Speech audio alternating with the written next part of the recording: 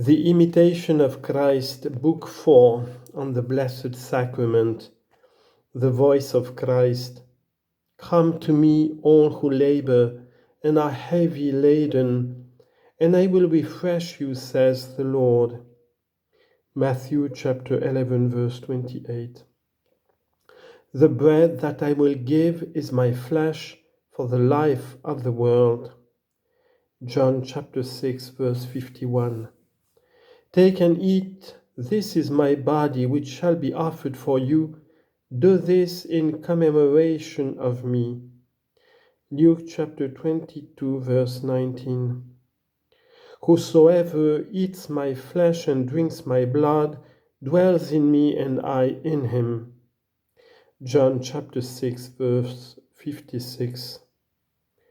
These things that I have told you are spirit and life.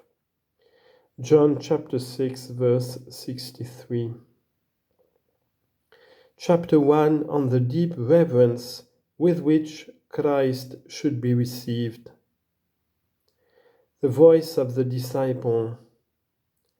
O Christ, eternal truth, these are your own words, although not spoken all at one time or in one place. And since they are your words and are true, I must accept them with gratitude and trust. They are your words, and you have spoken them. They are also mine, since you have given them to me for my salvation. Gladly do I receive them from your lips, that they may be the more deeply imprinted in my heart.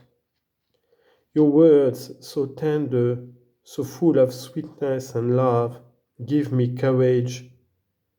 But my own sins appall me, and a stricken conscience restrains me from receiving so high a sacrament. You command me to approach you in faith if I wish to have part in you, and to receive the food of immortality if I desire life and glory. Come to me, you say, all who labor and are heavy laden, and I will refresh you, O Lord my God. How sweet and loving in the ears of a sinner are these words, with which you invite the poor and needy to the communion of your most holy body. But who am I, O Lord, that I should presume to approach you? The very heaven of heavens can't contain you. 1 Kings chapter 8, verse 27. And yet you say, come you all to me. What is the meaning of this kindly invitation? Unaware of any good in me on which I may presume, how shall I dare to come? How shall I invite you into my house, who have so often done evil in your sight? The angels and archangels do you reverence. Saints and holy men stand in awe of you. Yet you say, come you all to me? Unless you yourself had said it, who would believe it true? And who would dare approach unless it were your command? Noah, a good man, Genesis chapter 6, verse 9, is said to have worked 100 years to build the ark, so that he and a few others might be saved. 1 Peter chapter 3, verse 20. How then can I, in one short hour, prepare myself to receive with reverence the Creator of the world?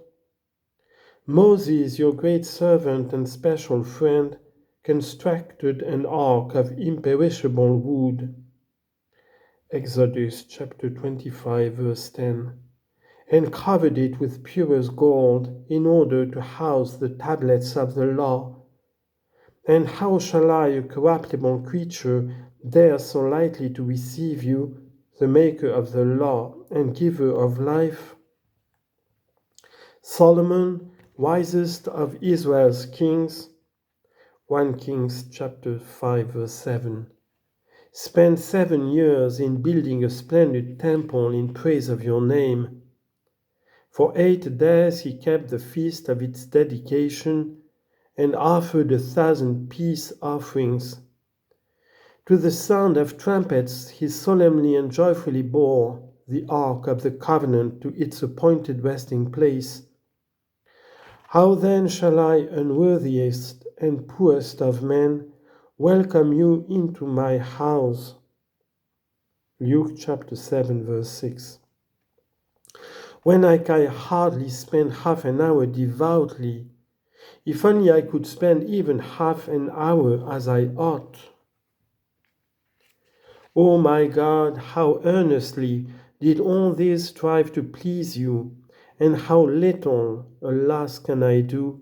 How short is the time that I employ in preparing myself for communion? Seldom am I entirely recollected, and every seldom free from all distraction.